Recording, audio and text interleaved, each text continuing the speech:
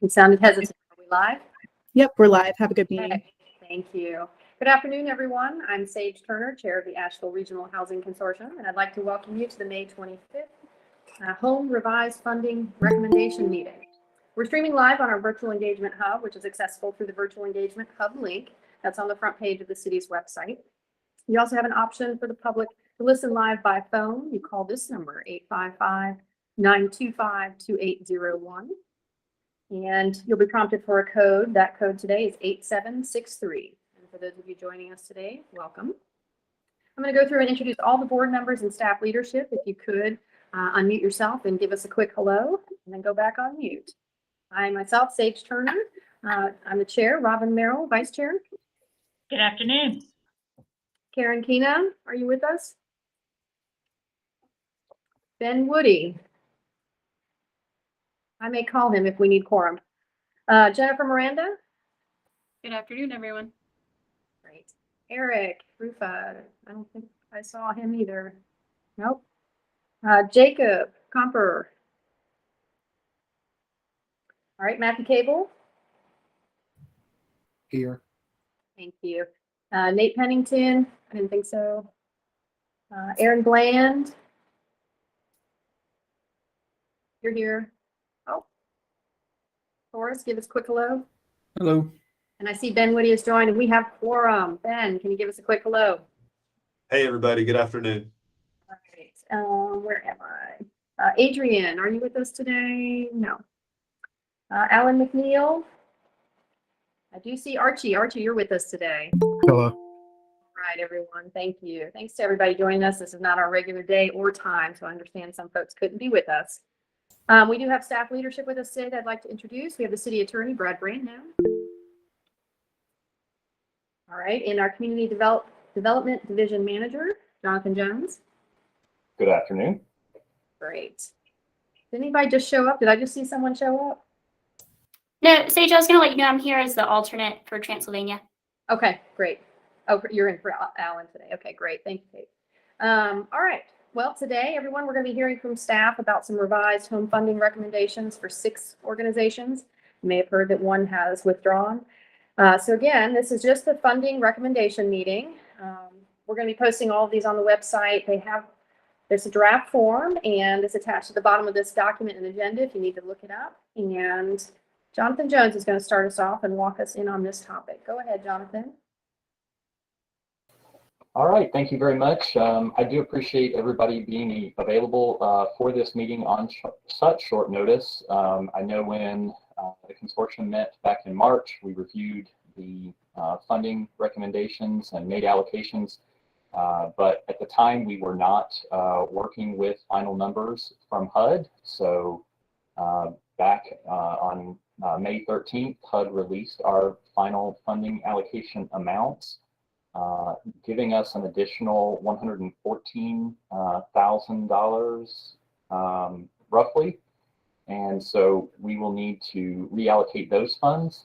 In that same time frame, we also received an update from Workforce Homestead's Juniper project indicating that they would not be moving forward with their tax credit application. They had concerns with rezoning and also the limited amount that they received from home funding, so they were not able to proceed with that project and notified the city that they were withdrawing their request. So that was an additional $306,000 that will also need to be reallocated today.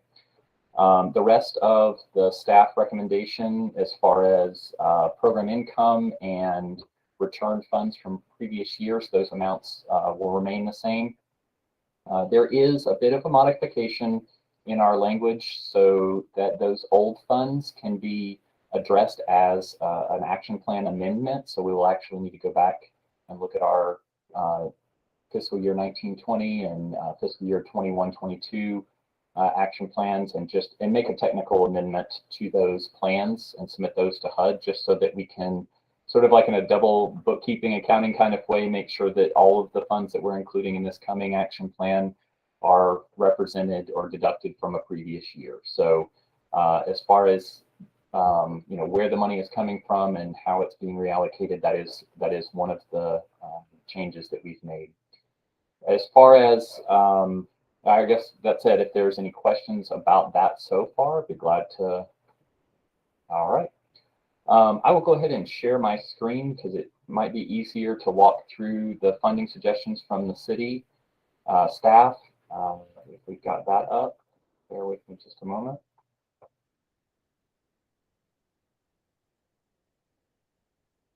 All right, is that coming through? It's about as large as I can make it on the screen without losing info. Matter of fact, I have at the far side of the table, there is actually a final funding column that shows how much we have received compared to the staff's original estimates. So not too far off, but enough that we are going to need to make some changes. So the first item that we looked at were the return funds from the Juniper project. So column H, we removed $306,622 from that column, and really just redistributed that amongst the other projects that were funded that weren't already fully funded. So for instance, White Pine Villas had been previously already fully funded, and just redistributed those funds proportionally. And then did really the same thing with the HUD increase. Because HUD included new funds in their allocation, that meant that the 10% allocation that the city would use for admin would include an additional $11,000 for admin. The other two projects, as we started looking at a proportional redistribution, it brought Apple Ridge and White Pine Villas to their full request. So rather than exceeding that full request, we also included another $41,949 in Helpmates application. So with that distribution, it means that all of our tax credits will receive full funding at this point. The city would continue to keep 10% for administrative purposes, and then a final award of $150,263 for Helpmate.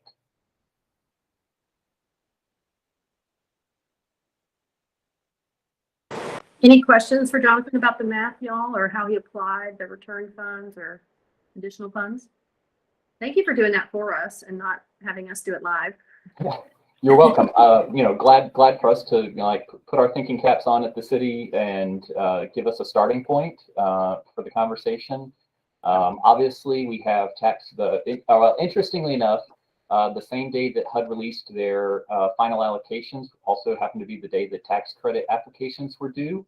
So that information has already been submitted to NCHFA by the applicants, but we would simply, the city staff would follow up with each of the applicants and give them an updated award notice and hopefully get that into the mix.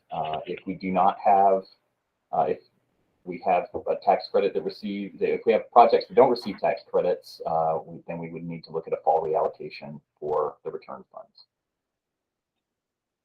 I don't have any questions, but I just wanted to say that I don't recall a time when we've been able to so closely meet the requests of the applicants. I mean, it's really remarkable. Yeah, those are high percentages. That's great. Anyone have any questions about this? We have a drafted motion if someone is ready to make it, but I'm not sure if everybody's had time to review or any further discussion about this. Simple reallocation, really. Okay. Anybody want to make a motion? Would you like me to make a motion? I'll do it, Sage. We got hold on. Let's try and mute him real quick. Got a little background noise. Okay, go ahead, Robin. I recommend the revised funding allocations to Asheville City Council for submission of the FY 22-23 annual action plan for HUD approval, with amendments to the FY 19-20 and FY 21-22 action plans, transferring the prior year funds to the FY 22-23 action plan. authorizing the city manager to sign all necessary documents to this effect. Great, thank you. I'll second that. Any further discussion? I'm going to do a roll call vote in the order that I see you on my screen. Archie, Yes. Jennifer, Yes. Ben, Yes. Robin, Yes. myself, Sage, Matt DeCable, Yes. and hold on, I've got screen failure here. Ooh, Forrest, Yes. I'm having to guess. Who did I miss? William? Yes. Okay, now I'm looking at a list. I think I got everybody. If I missed you, speak up now. I've got this weird interface this time. It's not as easy. Kate, there you are. Yes. Great, thank you. I'm sorry, y'all. I've got a tiny screen today. Okay, that motion has passed. Thank you, Jonathan and staff, for reallocating that so easily for us. And let me get back to our agenda. So that, just to let you know, next steps on that will be, we will publish the draft action plan and amendments this Friday and begin the 30-day public comment period with the intention for City Council to review and approve at their meeting on June 28th. So the timeliness of this is great because we will be able to get it completed before the end of this fiscal year. And typically, City Council doesn't meet in the early weeks of July, so we would have some timing issues there if we weren't able to complete it. So from the staff's perspective and probably from our grantees and the community, I again appreciate everybody being here and available to help make this happen. Likewise. And, we may have an interesting award fall. I mean, we might receive 2 awards in Buncombe. We might receive 1 award in Transylvania. Some of those are supposedly guaranteed. So we may find ourselves in the fall together reallocating a little differently this time. Any other thoughts on this before we move on to the next agenda item? Okay, for those of you listening at home, all the thousands of you, we're on to number 3, an update to the home recapture policy. Jonathan, I think you're going to walk us through this as well, right? I will do that. So along with the submission for our funding recommendations, we are also suggesting an update to the home recapture policy. So this is the document that guides how money is returned to the home program and reused when talking about funding for single family down payment assistance. Back in January, HUD issued a number of findings to the city, one of which happened to be that the recapture policy that had been previously approved in 2013 did not match their requirements. The main issue was that there were 2 provisions within the recapture policy.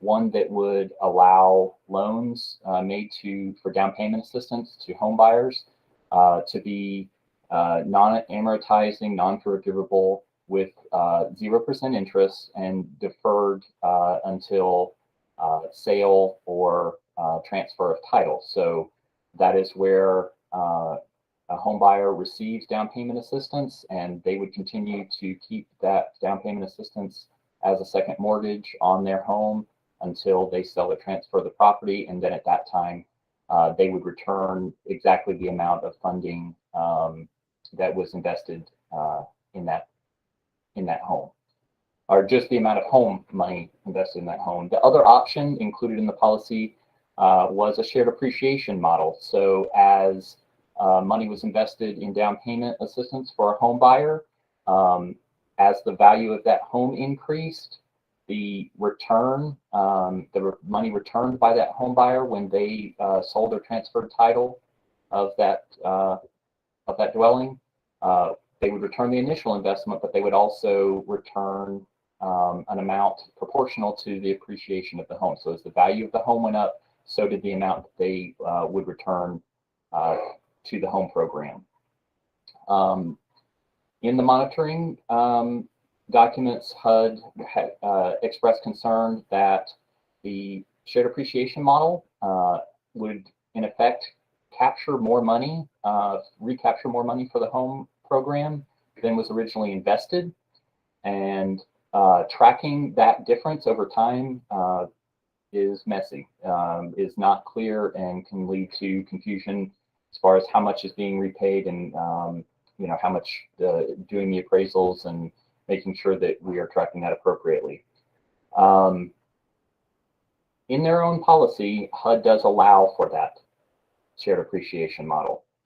And the city has been in communication with HUD, but at the end of the day, HUD has communicated to staff that the policy needs to be simplified. It needs to be made more consistent so that there aren't essentially two tracks for us to use, and that we would have one very clear policy on how we handle funds recaptured from down payment assistance.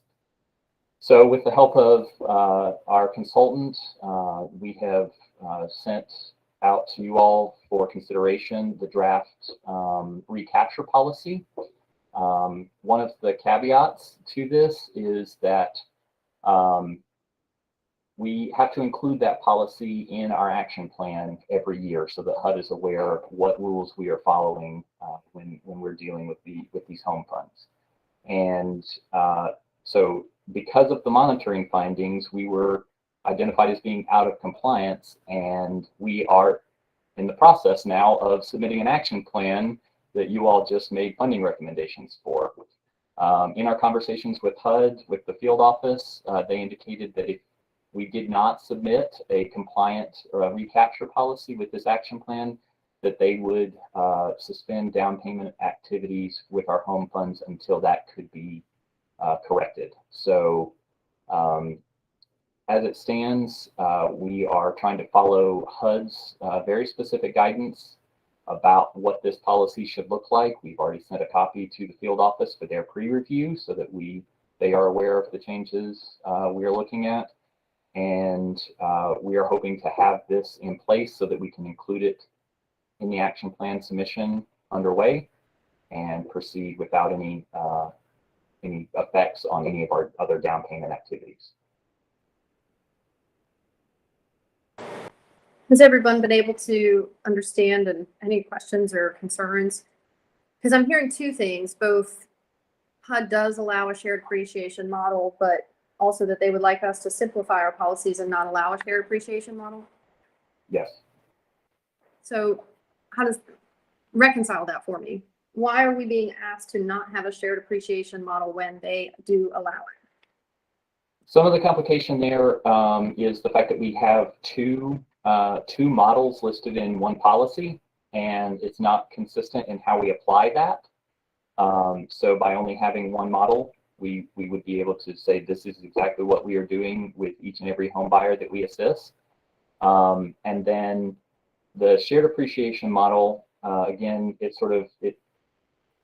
creates an additional level of tracking when we have funds returned from those home buyers. Saw someone's hand go up. I can't see everyone. And sorry that there was a pop-up on my end. And then the other part of it being that, as we're returning those funds, part of the concern is our ability to keep track and reallocate those funds appropriately. So when we have two different models and we have one that's more complicated than the other, HUD said during their review of our monitoring findings that we needed to simplify the existing policy. Okay. Any input from the consortium on this? Because it does sound like we are opting to not have both policies in this discussion, while both are legal routes that we could go. But we are choosing and hearing from our participating jurisdiction, I believe you call us, our Asheville staff, saying that one model is simpler. They're being requested to move to one model, and this is how they'd like to administer it right now. Any concerns or questions around this? We didn't have any public comment on it for the part where we get to a vote, but we did receive an email today that I do want to reference from one of our previous recipients of these funds and longtime partners, well-respected organization in the community. And they did share that they were concerned about a particular part of this language. And it was, they supported this idea moving forward, but they were concerned that there was some retroactive time period And I don't think everybody on the consortium received this email, and it wasn't received in time to be a public comment in its truest state, but I did want to reference it, and I would hope they're listening right now. Jonathan, you and I discussed this a little bit. Did you want to share any input about that email or a response for that particular organization? So what I would say is the email expressed concerns about applying the new policy or this update to our recapture policy retroactively. And the city's goal would not be to change the terms of any of the loans, the down payment assistance loans made to households in previous years. This policy would be effective now if approved. So any future down payment assistance provided would have to follow these newer policies. So that said, if a homeowner received down payment assistance a year ago, the policy in effect at the time was the recapture provision, was the shared appreciation model. But by simplifying this, once approved, if a homeowner were to receive down payment assistance tomorrow, they would simply repay the amount that was invested in their home as assistance there. As far as how that would affect previous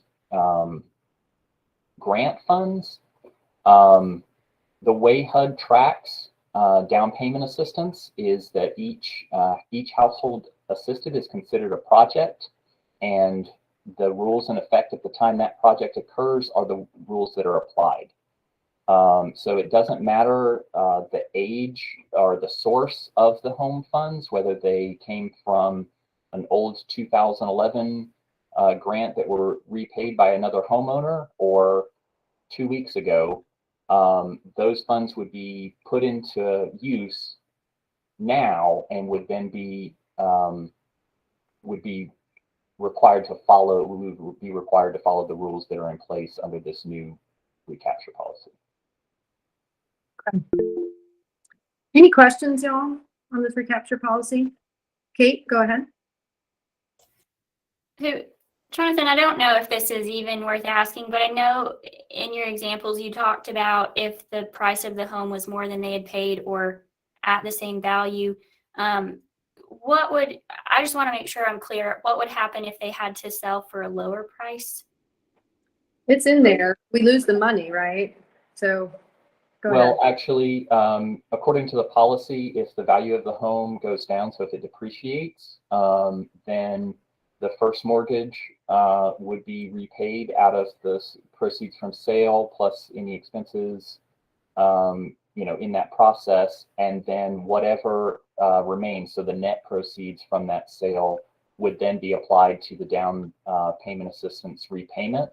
So in the event that a home buyer received $10,000 and there was a 10% appreciation, just using round numbers, the city and the home consortium would only receive $9,000 as a repayment. So that there would be a depreciation percentage on the repayment there. There's an example too. It says basically if the family decided to sell in the first year and the value had not increased, and then they had to pay additional closing costs and such because of the sale, then the example in this case is a $250,000 home with $15,000 in sale price and brokerage fees and so on, leaving them and the first mortgage of $221,000.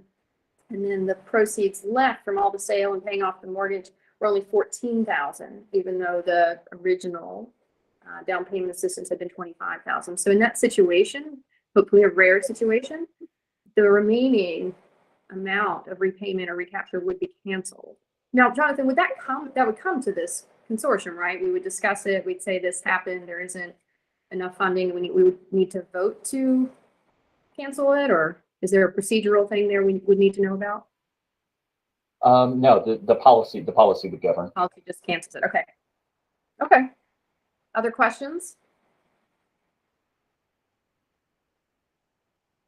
I am hearing from the organization that I was referring to earlier. And they're seeking some clarity. Would a new loan with old program income funds be bound by this new policy? And if so, wouldn't that violate contracts that we had in the past? I'm sorry to have this little ad hoc conversation going, but this is one of our participating organizations. And if we can respond, that would be helpful. Did you follow what the question was, Jonathan? I did not catch the first part of that. The question is for clarity, would the new loan with old program income funds be bound by this new policy? So this home policy would affect all home funds going forward. Okay. Okay. Any other questions for Jonathan or staff or our legal team while we have him? I don't have a particularly drafted motion in my assortment of files here. Do you need particular language because the nature of this policy in general? I feel like you might. I mean, I can make a simplified motion just to support this newly drafted recapture policy. Do you need it to say anything specifically? I don't know that there's anything specific. I did include a recommendation, a suggested motion in the, I can share the recapture policy staff report. Yeah, I guess I don't have access to that one report. I was looking for it. My apologies. I will. It's okay. There were a lot in the files today. Okay. Bear with us, folks. Wednesday afternoon is just not our jam, huh? Hump day, end of the day. We'll get there in a minute. Okay. Suggested motion. I recommend approval of the updated home recapture policy to be included in the fiscal year 22-23 annual action plan. May I get a second? I will second it. Thank you, Robin. I'm going to do a roll call vote again as you appear on my screen. Kate. Aye. Let's see. Archie. Yes. Jennifer. Yes. Ben. Yes. Forrest. Yes. Robin. Yes. Myself, Sage. Matt Cable. Yes. Got a list that showed up on the others a second. Forrest. Did I say? Yes. William. Yes. And I believe I got everybody. Okay. All right. That motion also carries. Thank you, everyone. And let me get back to our agenda.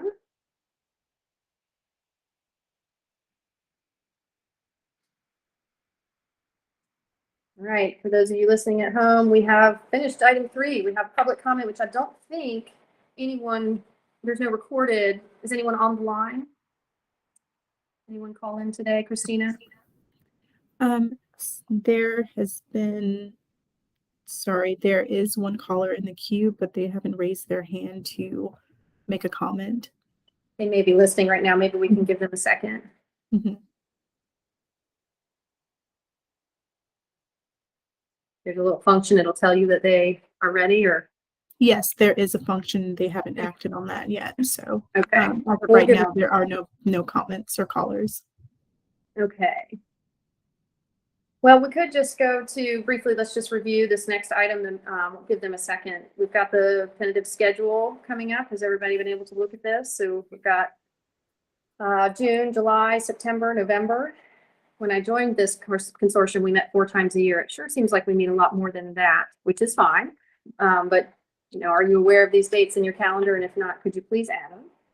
And Christina, if we haven't heard from that caller, I think we might be wrapped up here. Well, I did want to, just by way of a little bit of an update to that schedule, right now we have the June 23rd meeting on the calendar.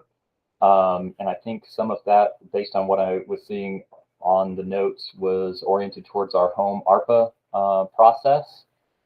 At this time, we have reposted the home, the home ARP position on the city's website. Brian Husky has is no longer working at the city, and that position is now open. So some of the timeline around that is probably going to have to shift just because of the amount of work and Community involvement would be required to Wow. start putting that plan together. So we are going to probably have to adjust that. That said, I don't know that we have any major agenda items pressing for the June 23rd meeting. Well, that's a big one. Talk to me about the timeline. The ad just went out, so it could be 30, 60 days before someone's in place. Yeah. And then we're assuming they'll have to onboard because this isn't really a regular process or one we had even the year before. So we're looking at significant delays. Hopefully not terribly significant, but you know, needing staff to help get this done. Yeah, we are gonna be delayed in getting somebody hired. It's going to take some time for us to get somebody hired. Is it practical to even have this June meeting? It seems like maybe we should not. At this time, I don't know that we do. Go ahead, Robin. I have a suggestion that y'all can shoot down. So Sage and I, no, I was just going to say that Sage and I and people from all of the counties that are represented on the consortium recently participated in the North Carolina Leadership Forum's regional meetings around affordable housing. And one of the things that kind of came from it was people asking for the Home Consortium to take on a larger role in the overall affordable housing conversation. So I'm just wondering if we could use those 2 hours on the 23rd to maybe just brainstorm I would love about that. Is a what great. we're doing and how we're doing it. Is everyone familiar with the NCLF? North Carolina Leadership Forum, and they've been doing a topic, I think, every other year for about 6 years. And then this year they did their first western part of the state cohort, and it was about 30 of us. Some of you were there. But we spent 6 months kind of brainstorming around problems we see in affordability and all spectrums of it across all 4 of our counties. Or I'm sorry, more than 4 of our counties. And then we just kind of said, like, now what can we do? What can we do? Let's brainstorm ideas. Let's, reduce them down to achievable ideas. Anyways, at our last meeting just a couple weeks ago, where we all just kind of summarized and said, what's next, it came up that we needed a group that was specialized in housing, that had representation from all these counties and staff and policy board and elected officials that just, cared about and worked on Western North Carolina. So ding, ding, ding, we were obviously pointed out. And we hadn't even talked about the Home Consortium throughout this whole thing. So it's an opportunity, I think, for all of us to engage on. I love this idea that you have, Robin, where we just get together and say, what could this look like? An example would be that we thought about having just an online repository of information, what our counties are doing, what our different policies look like, funding things, even like some of what this consortium is doing. So that, we could start with ideas like that. But I love that idea. And I doubt we'll take any formal action, so it could just be an optional meeting. And of course, anybody, we'd all welcome you, but I like that. And I would happily attend that meeting on the 23rd. Jonathan, are you okay with, I know you're new and have a lot going on. Are you okay with keeping it on the calendar for something that could just be brainstorming? I think that would be workable. The month of June is busy for staff as we're wrapping up the end of our program year. So for it to be more of an opportunity for the consortium members to meet and brainstorm, staff would be glad to attend and take notes. But past that, I don't know that we have any pressing issues. If something does come up, we would definitely reach out and let you know, and maybe work that onto an agenda if it was necessary. How about other consortium members? General nod, they like this idea? Yeah. Okay.